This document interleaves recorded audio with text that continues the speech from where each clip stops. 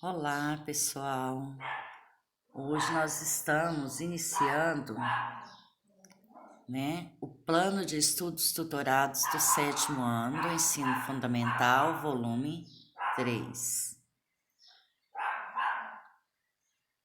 História, primeira semana, os diferentes processos históricos das monarquias e a centralização do poder nas mãos do rei, que vai das páginas 61 a 67, né?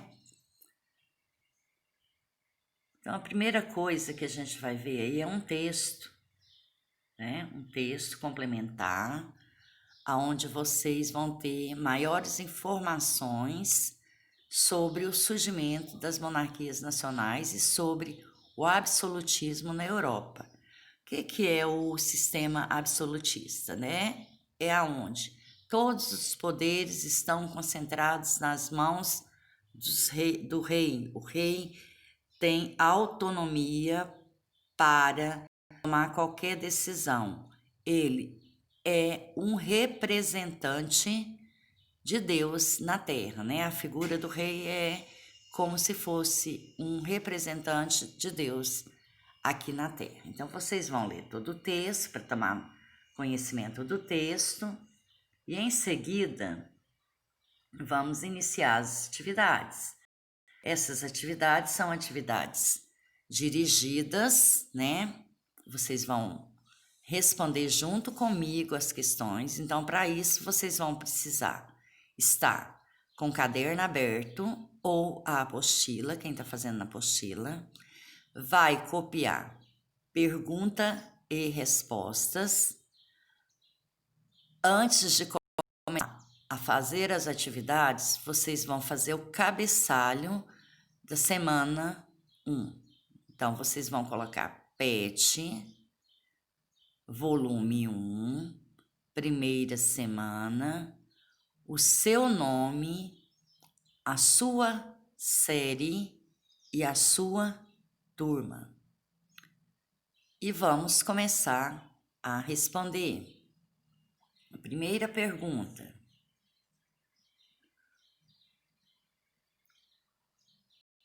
Já no final da Idade Média, durante a Baixa Idade Média, vimos o renascimento do comércio das cidades e da cultura. Em meio a esse contexto, vimos também a terra perder o valor e as moedas passar a ser o grande desejo de todos. Todas as mudanças que ocorriam naquele momento contribuíram para uma mudança social, política e econômica. No centro dessas mudanças estavam o fortalecimento do poder do rei, a centralização das monarquias europeias. Sobre esse assunto, responde as questões.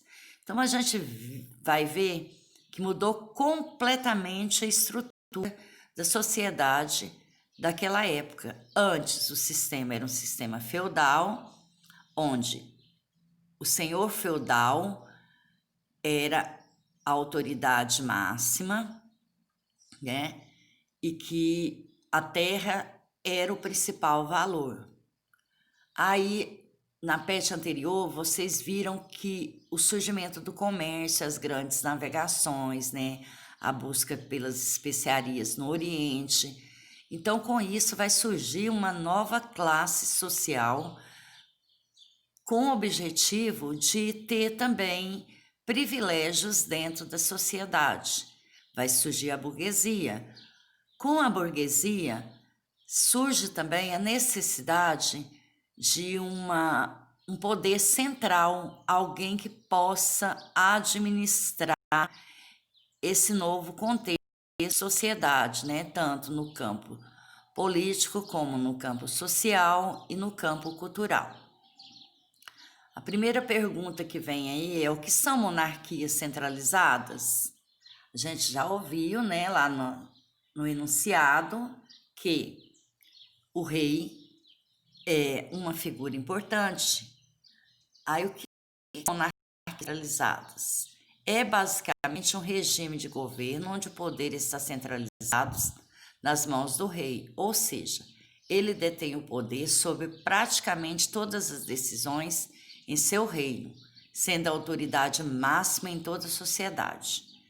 Então ele se torna a peça fundamental para que essa nova sociedade se desenvolva, né? E tem aqui, né, o papel de ser o soberano, de estar acima de qualquer classe social e de tomar todas as decisões. A letra B.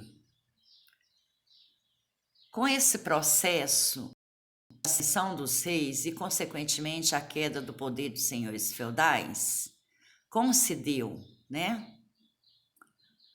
Se deu, a gente já viu lá pelo aparecimento do comércio, né? Pelo real desenvolvimento do comércio na Europa, o surgimento da burguesia encontrava no próprio sistema feudal seus principais entraves. Era preciso uma nova configuração para dar conta das novas demandas. Surgia ali o germe que resultaria nas monarquias, nos reinos que criariam os estados nacionais. A figura política local, senhor feudal ou de senhor de terra, teve suas funções assumidas pela figura do rei, agora responsável único pelas tributações e ordenação de serviços militares. Então, o senhor de terra, que era o senhor feudal, perdeu sua importância. Em seu lugar, a figura principal que surge é a figura do rei. A letra C. Qual era o interesse dos comerciantes na centralização do poder nas mãos do rei? Então, qual era o seu interesse? Eles viam no rei a única autoridade capaz de facilitar e ampliar seus negócios, fazendo leis para proteger e conceder privilégios comerciais. Foi decretado, aí não decretava não, viu? Foi decretado uma lei que proibia a importação de produtos estrangeiros similares aos produzidos pela burguesia nacional, evitando a concorrência. E os reis protegiam os negócios da burguesia porque, quanto mais dinheiro ele ganhasse, mais impostos poderiam pagar ao Estado. Então, ele fez uma lei para proteger os produtos estrangeiros, iguais, ou seja, similares aos produtos produzidos pela burguesia, né? Foi uma forma de proteger a burguesia, essa lei que ele criou. A letra D. De que maneira os comerciantes contribuíram para fortalecer o poder do rei? É lógico que foi pagando tributos, né, impostos, né? O rei tinha lá sua vantagem, porque, na verdade, o rei ele era sustentado pelas outras camadas sociais durante esse período, né? A gente vai ver lá que tem outras camadas sociais além do rei, né? Que o rei estava no topo, logo abaixo vinha o clero, a nobreza, né? Os camponeses, escravos, artesão, comerciantes, mas o rei estava lá no topo da pirâmide. E quem sustenta eram as classes sociais que vinham logo abaixo. Então, a resposta da D, a burguesia fornecia o dinheiro em forma de empréstimos e informações. Com esse dinheiro, o rei montava um exército profissional assalariado e, por meio deles, podia impor ordem aos poderosos senhores feudais. Em troca da ajuda recebida, o rei fornecia à burguesia proteção e facilidades. Econômica e politicamente, os comerciantes contribuíram para fortalecer o poder do rei, visto que as atividades exercidas pelos mesmos geravam empregos, renda e altos impostos pagos à coroa. Então, para o rei era importantíssimo, né, proteger os comerciantes, porque era o comerciante que vinha, né, a ajuda econômica para manter o poder do rei.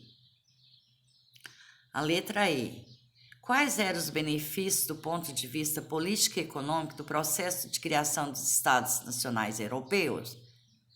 Então, vamos ver aí qual que era esse benefício. Todas as mudanças que ocorriam naquele momento contribuíram para uma mudança social, política e econômica. No centro dessas mudanças estava o fortalecimento do poder do rei e a centralização das monarquias europeias. Maior estabilidade política, organização administrativa e capacidade de desenvolvimento econômico mais acentuado eram os benefícios do ponto de vista político e econômico do processo de criação dos Estados nacionais. Próxima pergunta, nós vamos ver uma gravura, né? Aí, observe a imagem a seguir e responda as questões. Então, nessa imagem, está todas as camadas sociais, né, da época. Então, nós vamos ver que ao alto, né, no topo, lá está o rei sentado no trono. Do lado direito, quer dizer, o braço direito do rei, está o clero, a igreja, né, os religiosos.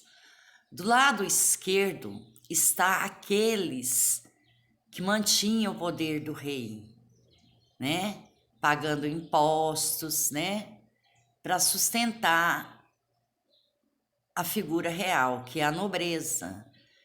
E abaixo, né, vem todo o restante da sociedade, que são os comerciantes, os camponeses, os artesãos, os escravos, que era a base da pirâmide, né? Que era uma classe social que mantinha as outras classes sociais que estavam logo acima, né? Que mantinha o clero, mantinha a nobreza e mantinha a figura do rei.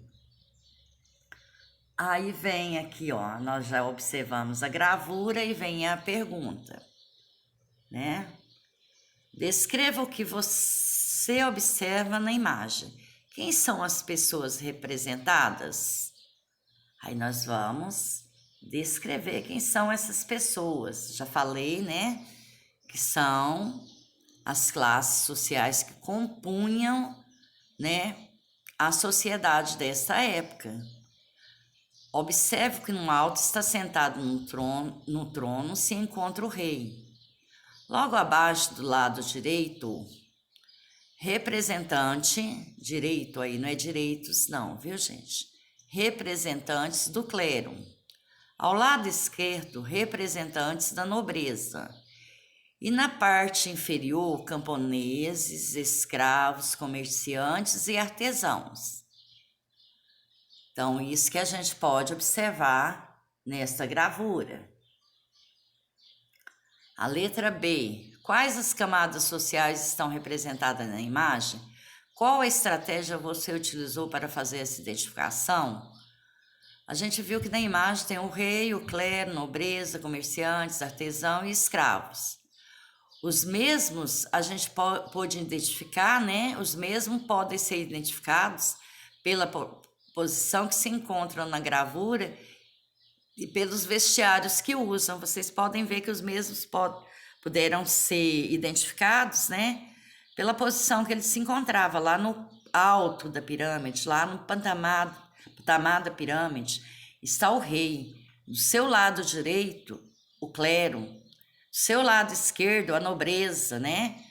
E logo abaixo vem comerciantes, artesão e escravos. Vocês veem que as roupas que eles vestem são diferentes, né? Não são iguais, cada um tem o seu vestimento específico. Letra C. Quais eram os interesses de cada camada social que você identificou no processo de centralização das monarquias? Então, cada uma dessas camadas sociais tinha um interesse dentro dessa sociedade. Os nobres dependiam dos burgueses financiamento. Já o clero dependia dos nobres e os camponeses dependiam de ambas as classes citadas acima. Todo esse círculo fazia então a movimentação tanto social como política, quanto econômica do período.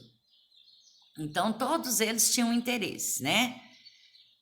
E sempre a camada social que estava acima tinha um interesse sobre a que estava abaixo, e assim vice-versa, né? Era uma troca de interesses, cada um deles tinha um interesse dentro da sociedade nesse período.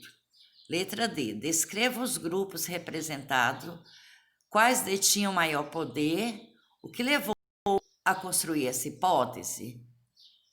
Como estamos falando em monarquia centralizada, o poder estava nas mãos da nobreza, ou seja, da figura real, controlava e dominava toda a economia local.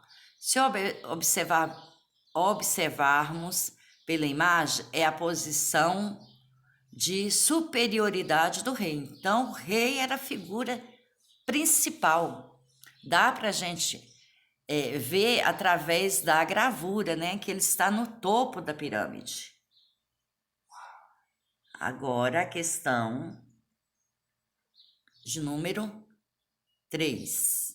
Durante a Idade Média não existiam os estados modernos. Na verdade, a partir do século X começou o movimento para a criação das monarquias nacionais. As monarquias nacionais foram se formando gradativamente após o enfraquecimento do sistema feudal e fortalecimento da burguesia, que se deu por meio do renascimento do comércio.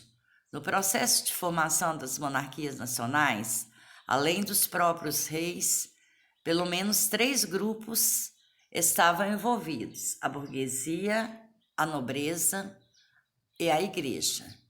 Cada um desses grupos tinha interesses próprios. Dessa maneira, pesquise em seu livro didático na internet e descreva quais os interesses de cada um dos grupos sociais listados abaixo em relação à criação dos estados nacionais. Então, vamos ver o interesse de cada um deles. Qual era o interesse da burguesia? A burguesia apoiou a unificação nacional, pois viu no rei a única autoridade capaz de facilitar e ampliar os seus negócios, fazendo leis para proteger e conceder privilégios comerciais, né? A nobreza apoiou o fortalecimento dos reis porque tinham ficado pobres com a crise econômica que atingiu a Europa e passou a depender dos favores do rei. Então, esse era o interesse dele. E o interesse da igreja? O principal interesse era a expansão do cristianismo a diferentes culturas, levando a diferentes povos a doutrina católica. Além disso, a igreja exercia algumas funções administrativas, fazendo com que o interesse mercantilista também fosse notório. Então, a gente vai ver que foi um jogo de interesse, né? Que um tinha interesse no outro. Questão de número 4. Em função de muitas disputas, o processo de centralização das monarquias europeias não foi marcado por momentos de tranquilidade e paz. Pelo contrário, muitas guerras aconteceram nesse período de disputas territoriais e centralização do poder dos reis. Então, as guerras que ocorreram, entre as guerras que ocorreram, podemos destacar a Guerra dos 100 Anos, que iniciou-se em 1337, teve seu fim em 1453. Observa que se chama Guerra dos 100 Anos, né, mas que na verdade durou muito mais de 100 anos.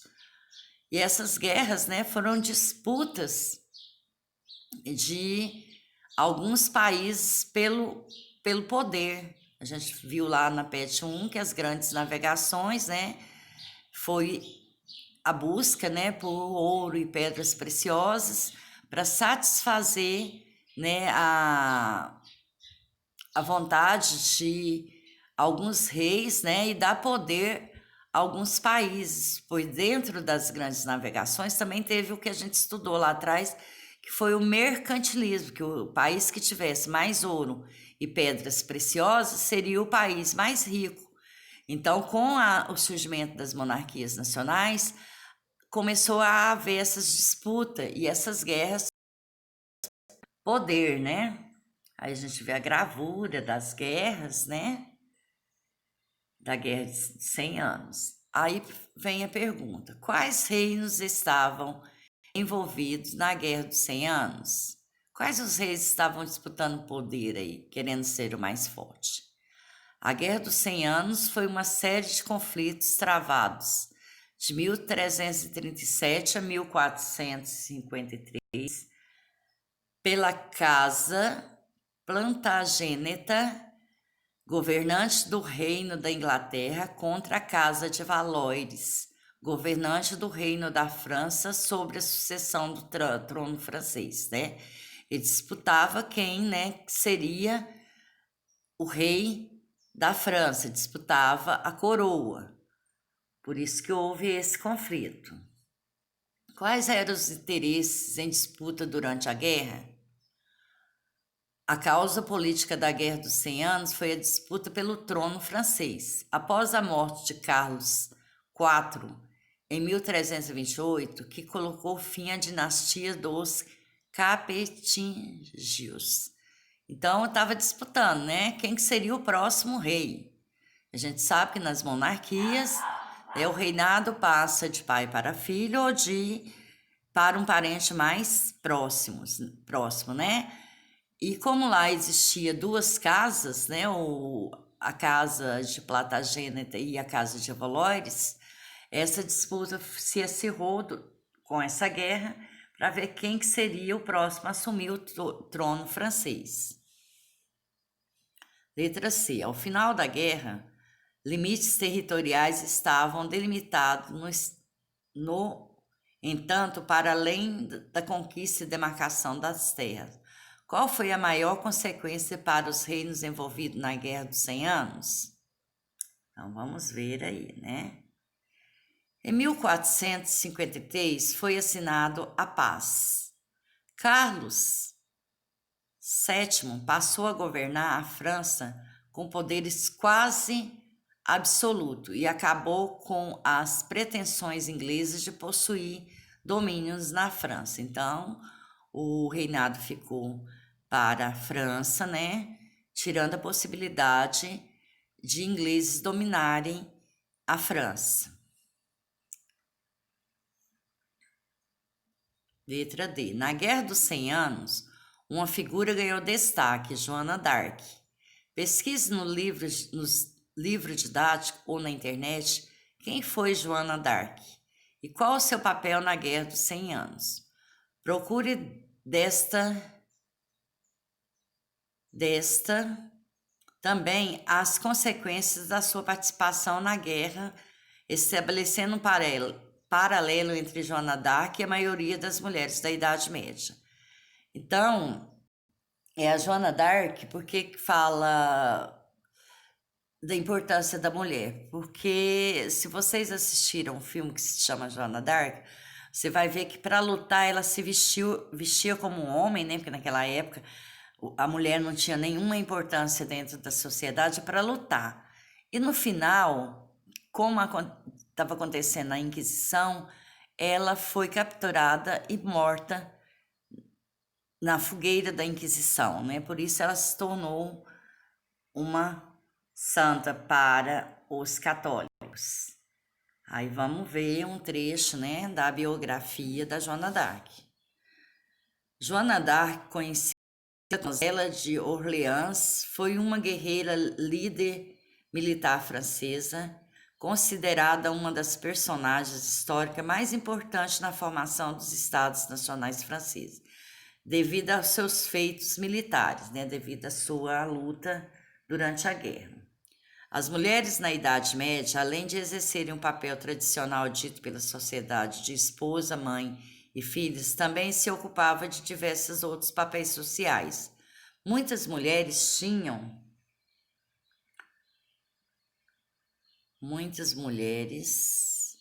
uma profissão e até conduzia algumas formas de negócio, sem a tutela de seus maridos, de forma autônoma. Eram submissas e excluídas de muitas coisas da sociedade. Já Joana d'Arc foi colocada acima, era independente, corajosa, totalmente destemida, diferente das mulheres do período. Então, eu já falei que ela se vestia de homem, né, para lutar durante a guerra. Então, essa é a nossa primeira semana da PET 3. Faça a correção, né? E a atividade dirigida já é a correção. E essa PET eu estarei recebendo somente através de e-mail. Eu acho que vai dar mais certo. Vamos fazer essa tentativa, pelo menos, com essa PET, né? Porque muitos não estão enviando. Tenha uma excelente semana.